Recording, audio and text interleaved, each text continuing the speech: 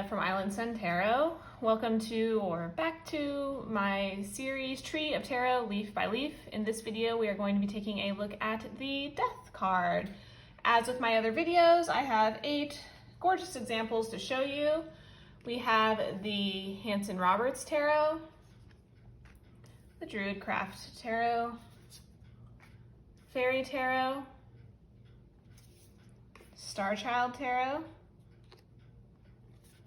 Shadowscapes, Oak, Ash, and Thorn, Darkness of Light, and the Crow Tarot.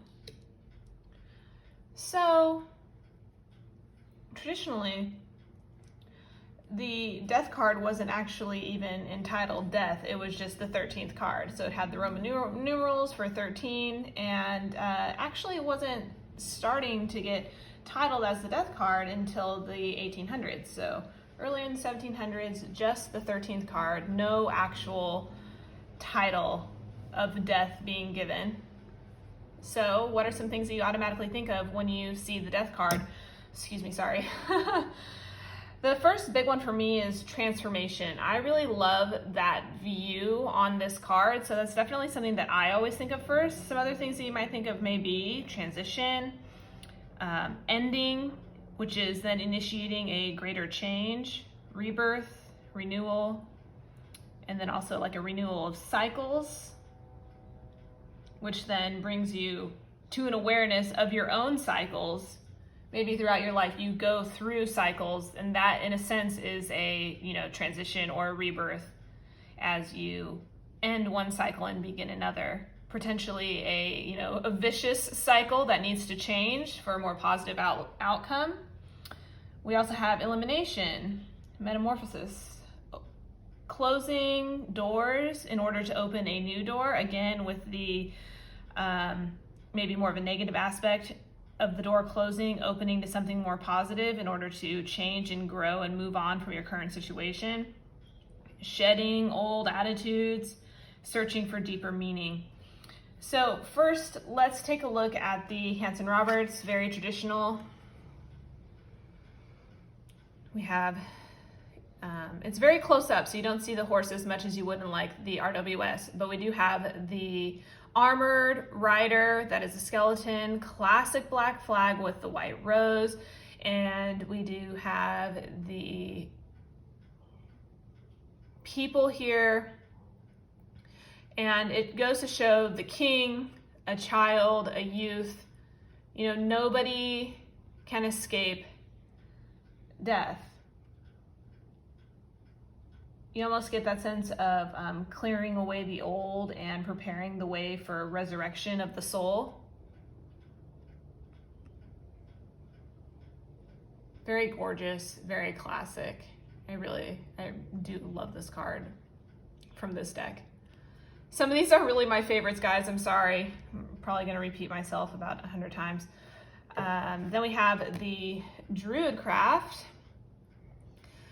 So here we have the priestess shown more as the crone aspect, sort of clutching this skull above the cauldron.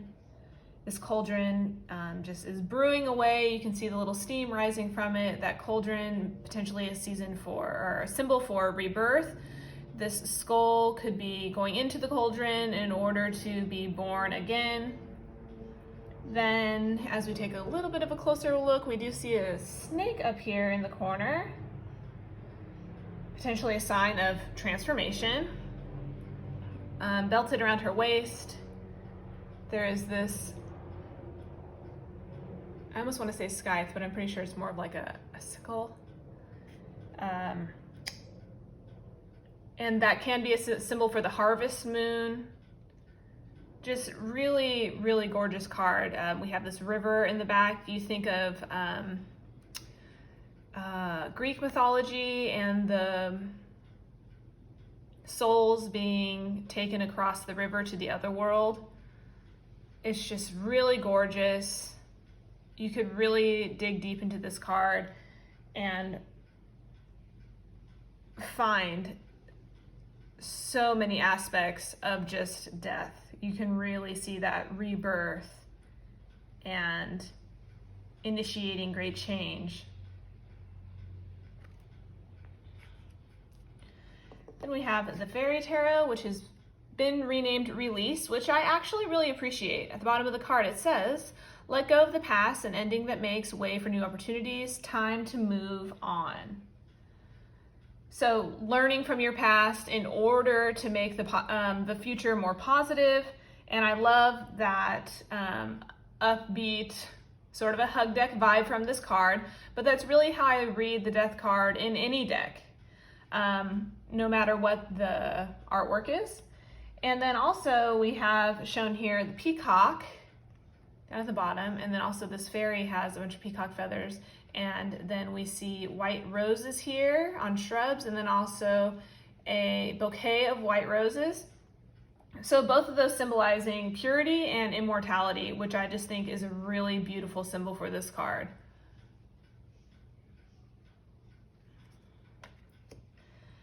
Oh, this is definitely one of my favorites. From the Starchild Tarot, we have Transformation. Again, at the beginning of the video, I mentioned when I see the Death card, that is the first thing that I think of, transformation. So just having this card renamed Transformation is beautiful to me. We have a person standing upon this gorgeous threshold, and with the light ahead, the way that the person is facing, and sort of this shadow behind as we're looking at their back, you can kind of feel that sense of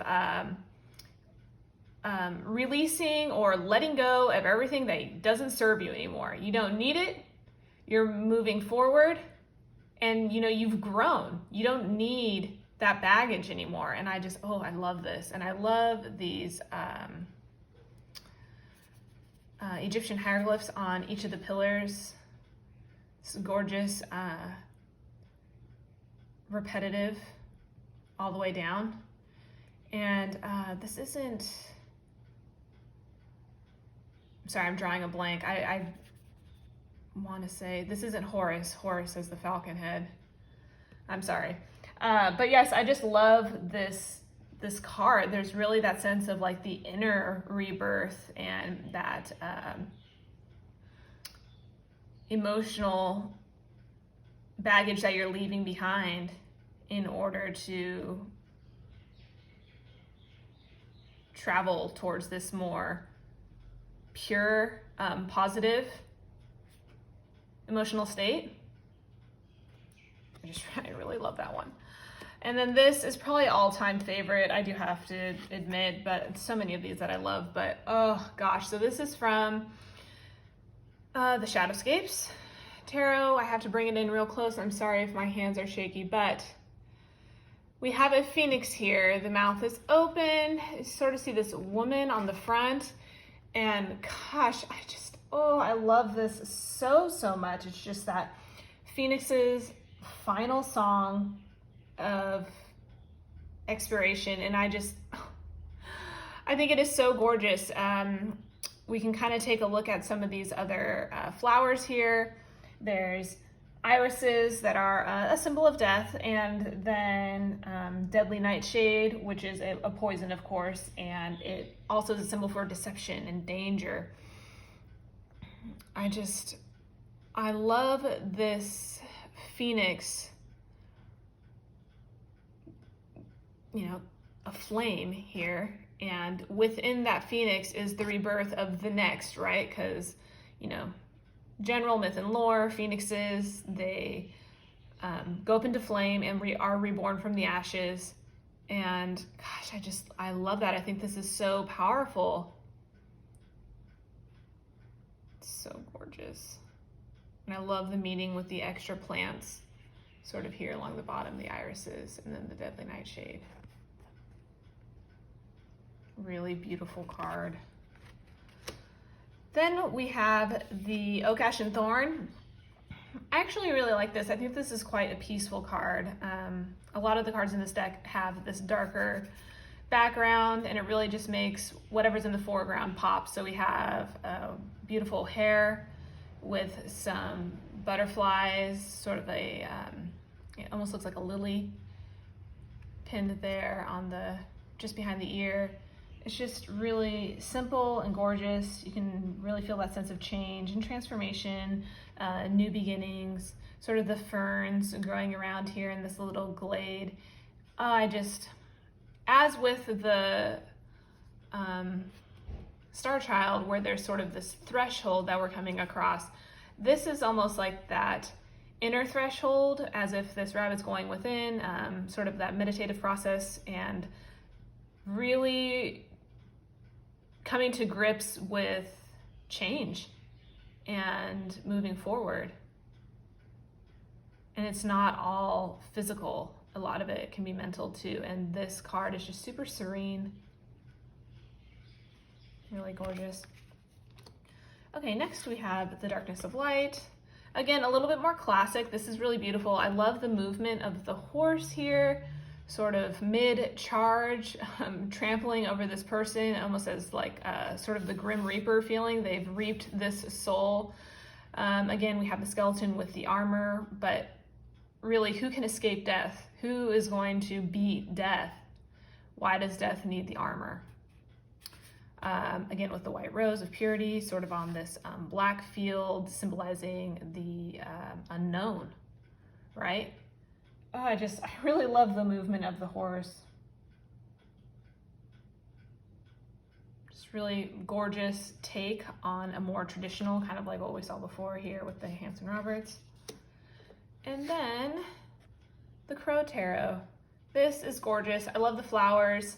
I love this, the open wings going up, leaving this chapter behind, leaving this body behind for rebirth.